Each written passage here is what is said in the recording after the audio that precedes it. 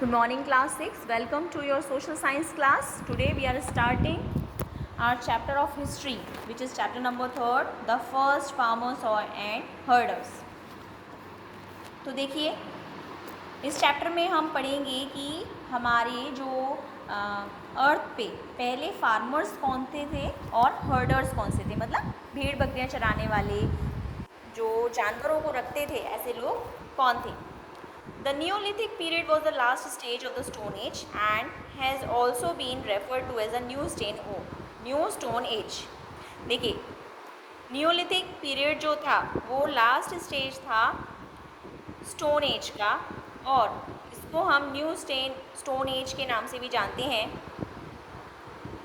Neolithic period जो है वो 8000 BCE से 4000 BCE तक रहा और इस पीरियड के दौरान एग्रीकल्चरल एक्टिविटीज़ हुई और एनिमल्स को डोमेस्टिकेट किया गया. एनिमल्स को पालने का काम भी यहाँ पर जो अर्ली ह्यूमंस थे उन्होंने सीखा था और इस वजह से उनकी जो लाइफ थी वो सेटल्ड लाइफ की शुरुआत यहीं से मानी जाती है. तो जो लोग फूड गैदरर्स थे और एक जगह से दूसरी जगह पर घूमते रहते थे खाने की तलाश में, अब वो फूड प्रोड्यूसर बनने जा रहे थे और यही नियोलिथिक पीरियड का हॉलमार्क है, मतलब पहचान है. या ओरिजिन ऑफ फार्मिंग कम्युनिटीज़, और इस दौरान जो है फार्मिंग कम्युनिटीज़ का जन्म हुआ, ओरिजिन हुआ. इस पीरियड के दौरान जो अर्ली ह्यूमंस थे उन्होंने फार्मिंग सीखी. ये माना जाता है कि जो अर्ली ह्यूमंस थे, आदि मानव थे, उन्हें एक्सीडेंटली मतलब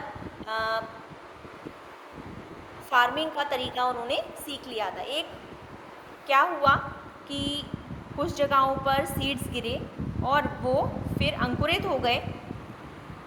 उन्हें उस सीड से जो ग्रेन्स निकले थे, दाने निकले, उन्हें वो बहुत पसंद आए खाने में. उन्होंने उस टेस्ट करके देखा, उन्हें वो पसंद आया और इस तरीके से उन लोगों को प्लांट्स और सीड्स के बीच में रिलेशन का पता चला.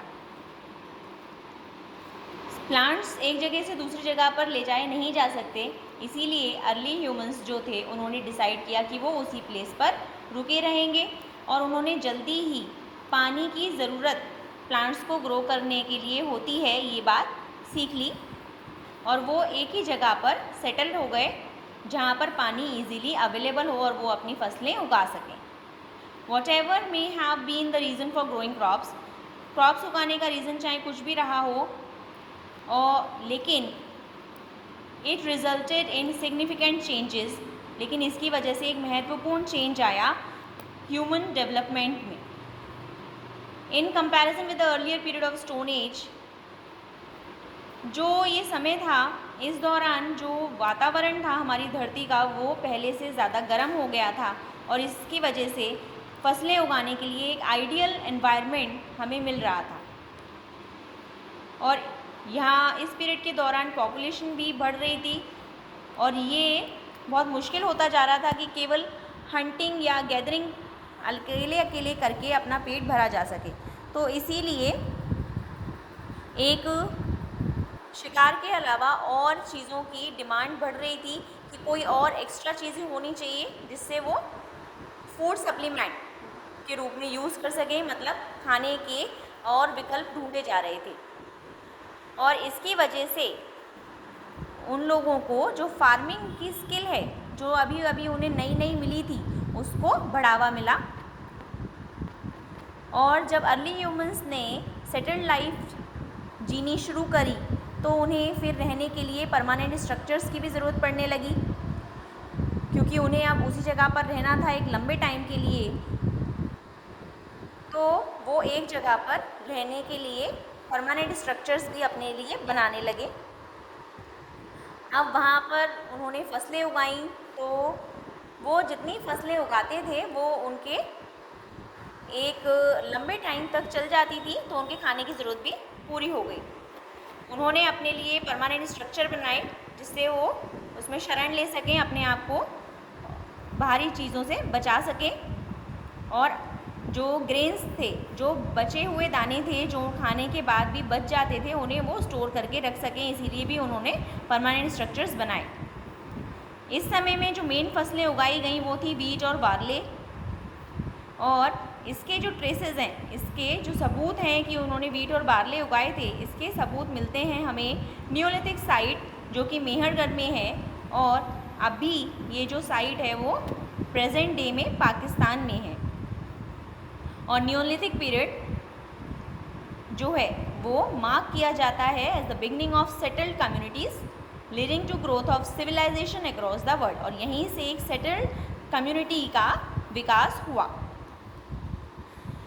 Domestication of animals. In the Neolithic period, farming was closely followed by domestication of animals. तो इन Neolithic period में फार्मिंग के साथ साथ डोमेस्टिकेशन ऑफ एनिमल्स मतलब जानवरों को पालने का काम भी शुरू हुआ। Animal remains and bones found at certain sites indicate the animals that were domesticated, और कई साइट्स पर हमें एनिमल्स के अवशेष और उनकी हड्डियाँ देखने को मिलती हैं, जिससे पता कर सकते हैं हम, इससे पता चलता है कि उस समय में जानवरों को पाला जाता था। और वो जिन जानवरों को पालते थे उनमें cows, sheep, goats, pigs and dogs शामिल थे। Burzahom storage pits have been, Burzahom में स्टोरेज पिट्स भी मिले हैं। Built close to dwelling pits, dwelling pits were built by partially digging the ground and then covering them with a roof. तो ये जो areas थे वहाँ पर ज़मीन में गड्ढे खोद कर बनाए गए थे, इनके अंदर स्टोरेज के लिए बनाए गए थे ये, और इनकी रूफ जो थी वो कवर कर दी जाती थी। ग्राउंड में गड्ढे खोदते थे, उनमें सामान रखते थे और फिर उनकी रूफ को कवर कर देते थे। Dwelling pits served as shelters to early humans when they first started living in settlements, और जो ड्वेलिंग पिट्स थे वो जो आदि मानव थे उनको रहने की जगह प्रोवाइड करवाते थे शुरुआती दौर पे। इन पिट्स में एनिमल्स बोन भी मिली हैं, मतलब जानवरों की हड्डियाँ भी मिली हैं। They may have been either use as a tool और may have been the remains of animal domesticated by the neolithic people. और ये जो हड्डियाँ हैं, जो विशेषज्ञ हैं वो ये बोलते हैं कि ये जो हड्डियाँ हैं या तो वो टूल्स के लिए यूज़ की गई थी, एज अ टूल उन्होंने यूज़ करी थी, या फिर ये उन जानवरों के अवशेष हैं जो कि नियोलिथिक पीपल्स ने अपने आजीविका के लिए पाले थे। Dogs may have been domesticated and were perhaps used during hunting expeditions.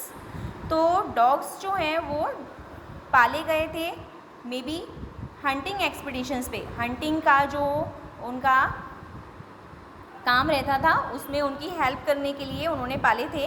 और हॉर्स, डंकीज़ जो हैं वो मे बी ट्रांसपोर्टेशन के लिए, सामान लाने ले जाने के लिए उन्होंने पाले हुए थे। Neolithic humans invented the wheel, और उन्होंने नियोलिथिक जो ह्यूमंस थे उन्होंने व्हील्स का भी इन्वेंशन अपने एज में किया था।